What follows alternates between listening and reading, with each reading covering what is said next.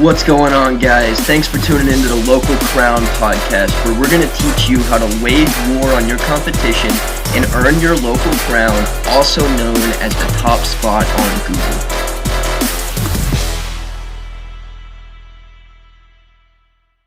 Today I'm coming at you with my man Josh Felber. Why don't you tell us a little bit about what you do and why you do it for the people who don't know you, my man? Yeah, thanks, Trey. Appreciate having me on the show and super excited today to be here. Just, I guess the easiest way is I've been a serial entrepreneur since I was 14. I'm a dad, a husband and everything, and just love creating and, launching businesses. So it's super fun and exciting. And now we've been growing our personal care brand business that my wife had started in 2012 over the last 9 years now, and put together an awesome advisory board and products that we're in retail and direct to consumer with and everything. So it's been a fun ride. Awesome, man. So you said that you've been a serial entrepreneur since you were 14 years old. What was your first business? Well, initially starting right before that, I was cutting lawns and the baseball cards, football cards, all that kind of thing. And then my first real business, I call it, is I started a computer business. One day my dad had brought home a Commodore 64 back then. This was probably over 35 years ago. And so he brought me a Commodore 64 and started using it and everything. And one day I was like, oh man, they're coming out with this newer computer called the Amiga. And it was kind of like what the gaming stations are today, but way back then. And so I was like, oh, I got to get one. It was like $800. And I think I had right around 400 saved up. And I was like, okay, I know there's got to be a better way to buy one of these, and started researching. And long story short, figured out you could become a dealer, a wholesaler, and got all that set up and ordered one for myself. And then I had friends that were like, oh man, I love that. That's awesome. I was like, well, I can get you one, a lot, for less expensive than you can, directly through the company. And so that's how it kind of all started. And then ended up selling floppy disks and accessories and all sorts of things at computer user groups and all that. And shows and things. And so that's kind of what got my whole entrepreneur venture kicked off. Awesome, man. So we're actually building up an audience of younger people and kids, actually. We're working on a program called Limitless Kids, where we're going to be offering them group coaching and software and stuff like that. So we're only going to be getting a bigger audience of kids. So what advice would you give to a kid that was wanting to start a business, but was maybe scared to walk up to adults and try to sell them something? Yeah, no, great question. It's funny. All my kids have businesses. So my boys own a company called gratitudegear.com, and they make t-shirts and all other kinds of gear that they have that has like all cool, really, really awesome, cool gratitude sayings and things like that on it. And one day they came to me and they're like, oh, hey, we want to start a business. And because we involve them in everything we do. And so they first started, this is probably like 4 years ago, they started a fidget spinner business, and they jumped on ClickFunnels and built out their whole funnel and started doing fidget spinners. But it was kind of like near the end of the decline of fidget spinners. And so probably about 8 months ago, about a year ago now, they're like, hey, we want to start a gum business. And I was like, well, think of something that you don't need inventory with, something that you don't have to have employees with, and that you just have to focus on the marketing side of it. And they're like, oh, okay, cool. And so they came up with this, like clothing and t-shirts, and, and so it's all outsourced. They've ordered a bunch of the shirts in, got the softest shirts and all that kind of stuff.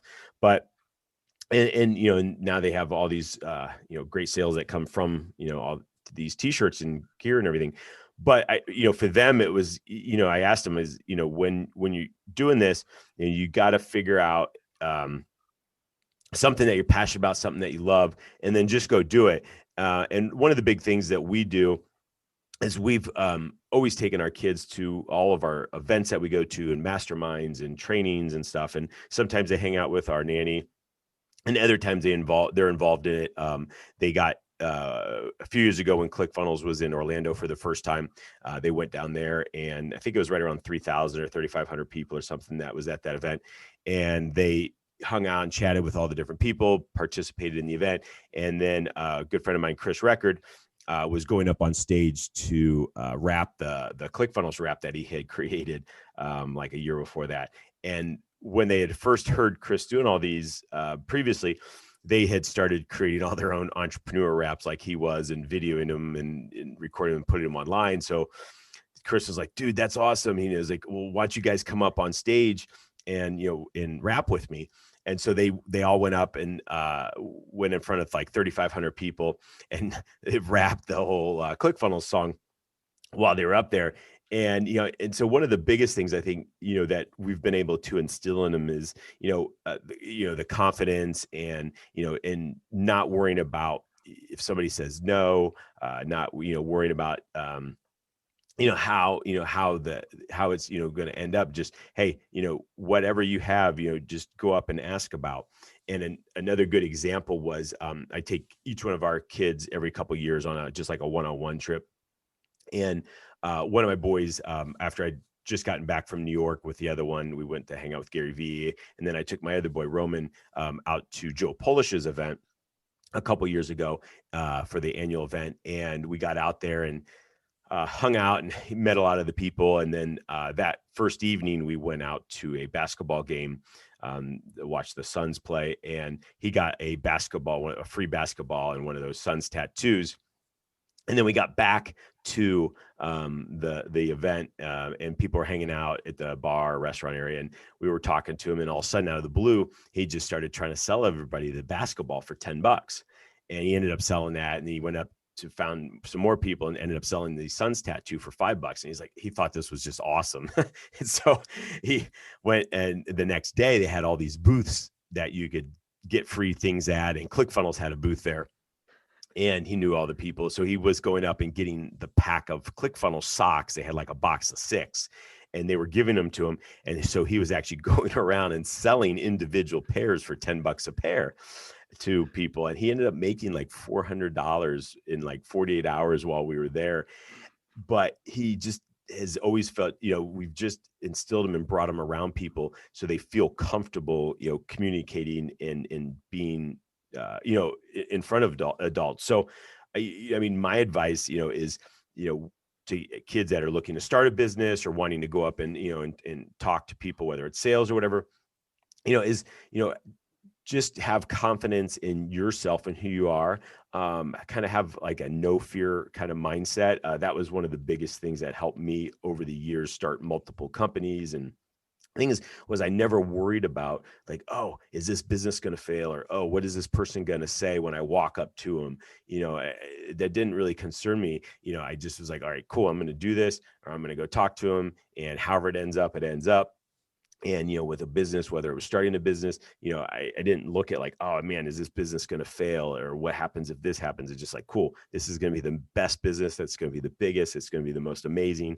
And that's always been the right mindset that I've had. And so, I think confidence, having the right mindset, and, just going after what you want to get done. I love that, man. So that actually ties into my next question. Like, where did all the confidence come from for you? Were you always confident, or did you have to build that up? I mean, I was an introvert growing up, so it was not like, oh, cool. I just, was out there talking to everybody and, being the life of the party kind of thing. But it was more, I think, over the the support from like my parents. I think just support in whatever I did, helped, as well as right around that 14 years old, 15 years old. I read Think and Grow Rich, and then I read Unlimited Power and Awaken the Giant from Tony Robbins, and started actually applying all those principles and things that I learned, whether it was goals, whether it was communication pieces that I learned, from those books, mindset from Think and Grow Rich, and everything. And so I think being able to apply those at a young age helped develop the confidence and, kind of that that growth mindset, that you need. I love it, man. So I gotta ask, how did you go from being the introvert to being the podcast host, jumping on shows like this? Like, I guess, how did you sharpen that speaking ability? Yeah, it's a great question. It's for me over the years, I think it's just being in front of, just being around a lot of different people. One of the companies I owned, I mean, we had, 500 people working for us, and and so in teaching and teaching and training sales. So I was always in front of people, and you just have to do it. It's not like, I got to shy away from it. And, the first times always suck. And it just, even like when I went and started my podcast 6 years ago, it was, and like, I was like, man, I didn't really want to be on video. I didn't, but I thought, okay, video is the way to go, because most people are doing audio. And I was like, all right, I got to get video and just, start shooting video. And, going back and, seeing the first ones, you're like, man, it's, going from that to, today, and, just continuously gaining the confidence. And I think really do it. You just have to get out and do it, and get in front of people, whether it's, maybe you're afraid, you don't want to even pick up the mic and, do an audio podcast, start off, do short 30-second, 1-minute clips, start to walk, before you, run with it. And, or if you want to be on video, but maybe you don't want to be on video, and that's where you need to be, start with, short little snippets, and, talk about, something that you're passionate about and that you love. If you try to, find things outside of that, it's going to be harder for you to talk and communicate about, and get that sense, like, that's what you care about. And so, a lot of it is just doing it, getting through the fear, and realizing, when it's the fear, it's kind of your ego that's getting in the way.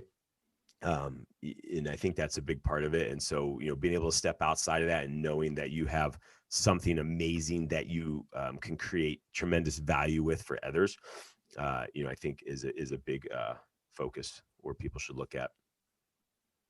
Absolutely, man. And I love that you mentioned that too, because I mean, I actually kind of went down the rabbit hole the other day. I pulled up some of my first podcast interviews and me getting on other shows, and I cringed so hard. But then I watched some of my new ones, and I was like, wow, like, if I hadn't have gone through those cringy episodes of realistically sucking, then I never would have got to the point of talking to where I am, and really confidently interviewing the people that I interview, and jumping on other shows and just delivering the answers in the way that I can. It comes down to that practice and doing it over and over again. So I love the real answer on that, man.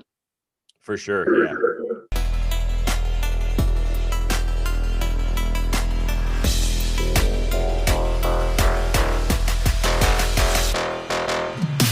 Thanks so much for tuning in. I hope you learned something. If you have questions, email us at info@thelocalcrown.com. And if you want to get featured in our publication, Inside the Empire, alongside John Lee Dumas, the entrepreneur on fire, Jayson Waller, the CEO of Power Home Solar, Sharon Lechter, Dan Caldwell, the man that started Tap Out, and the limitless man himself, Jim Kwik, for free, then head over to thelocalcrown.com/become a contributor.